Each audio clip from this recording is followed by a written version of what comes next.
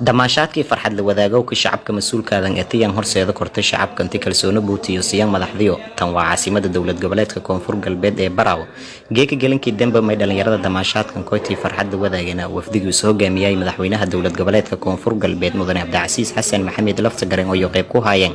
gudoomiyaha golaha wakiilada dowlad goboleedka koonfur galbeed mudane Cabdiqaadir Shariif Sheekhuuna Maya iyo xubno ku tirsan golaha wasiirada dowlad goboleedka koonfur galbeed dhalinyarada reer Baraawo yatan kanaga tito farxad galidi markii uu aragay madaxdiyo oo geeka xeebta kala damaashaaday taasoo ay horseedo korta hanashada hanaanka dowladnimo gudoomiye ku xigeenka maamulka degmada Baraawo dhinaca amniga iyo siyaasadda iyo TV-ga koonfur galbeed in sheeg intii shacabka reer Baraawo iyo marwal bansurunin in hiliyowka hanaanka horumarinta bulshada oo hadda loo shaqeeyo madaxweynaha oo daacada aad iyo aad u wanaagsan shacabkiisa dadkiisa kale waxaan rabnaa in madaxweynaha ka codsayna dugsiyada sare ardayda in lasoo koro si ardaydaas waxbarashadooda ay u gaarto mustaqbalkana ay waxbarashadooda ugu tiirso marka waxaan rabnaa in madaxweynaha arrinta waxbarashada oo garab naga siiyo dhalinyarada iyo dadka qaxootiga Soomaaliyeed ee degmada Baraawo ku nool aad iyo aad ay u dhibaataysan yihiin dad waxaa jira maanta oo hay'adaha maanta ka Baraawo hay'adaha waxaan rabnaa inay Baraawo yimaadaan shaqo abuur u suubiyaan dadka dhibaataysan wax u qabtaan marka niyadda shacabka Soomaaliyeed ee degmada Baraawo caasimada koonfurta Soomaaliya degmada Baraawo ee niyadda soo dhismato shacabka si ay wax weyn u qabsadaan muxuu ahay sida waxbarashada sida muxuu ahay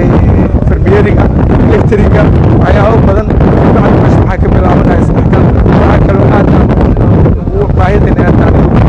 maxamed abuukar cabdi wasiirka wasaaradda arrimo gudo iyo reedanka liisiinta dowlad goboleedka koonfur galbeed ya tilmaamay safarka madaxweynaha ka kooy degmada Baraawo antiyeeta sidii warlan ku qabada lahay baahiyo haysada shacabka ka nool magaalo xeebeedka Baraawo ee caasimada dowlad goboleedka koonfur galbeed geeka wayba booqasho rasmi madaxweynaha dowlad goboleedka koonfur galbeed Soomaaliya mudane Cabdicasiis Xasan Maxamed Laftagareen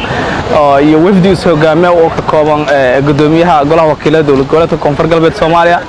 xubno ka tirsan golihiisa wasiirada qaar ka mid ah saraakiisha dawladda waxay booqasho rasmi ku yimaadeen Baraawo oo ah caasimada dowlad goboleedka koonfur galbeed Soomaaliya madaxweynuhu aad soo dhaweyn balaaran oo la kulmay bulshada kula kulmay kadib wuxuu kulamo la yeeshay odayaasha dhaqanka qaybaha kala duwan oo bulshada ah taasoo kala sidiisan wada aragsan madaxweynaha markii booqashadiisa waxa dhamaysadii geekamay bulshada si oo farxad kala qaybsaday xeebta Baraawo oo heeb aadan qurux badan madaxweynahana farxadiis kala qaybsaday meelasay bulshada reer Baraawo iyo qaar kumid golihiisa wasiirada iyo sidoo kale ma leeyahay gudoomiyaha golaha wakiilada dowlad goboleedka koonfur galbeed Soomaaliya way haatay waqti aadan wanaagsan oo madaxweynaha la qaadaday bulshada reer Baraawo madaxweynaha booqashada maalmood ka roodi doon way la kulmo doona qaybaha shalduun oo bulshada kulmadiisa si wada doona booqashiisa ku maray may kumid ah degmooyinka guud ahaan dowlad goboleedka koonfur galbeed Soomaaliya madaxweynaha oo hayna markii goreeytiisu booqasho ka kooyo Baraawo oo ay markii lama taasoo madaxweynaha muhiimad gaar ah soo siyahay aniga leeyahay la socda xaaladaha ka jira degmooyinka maalin walba noo soo joogta degmooyinka booqashanka seedaha ay siiso la socda arrimaha bulshada iyo habkii ma leeyahay silindeersi la adeegdi dawladda degmooyinka shalduun dowlad goboleedka koonfur galbeed Soomaaliya booqashadaas oo kumid ah farxad yuugaangata ma leeyahay insha Allah ta'ala waan taasasi soo doonta idan maasati Faisal Maxamed Isaaq telefishinka iyo raadiyaha dowlad goboleedka koonfur galbeed caasimada koonfur galbeed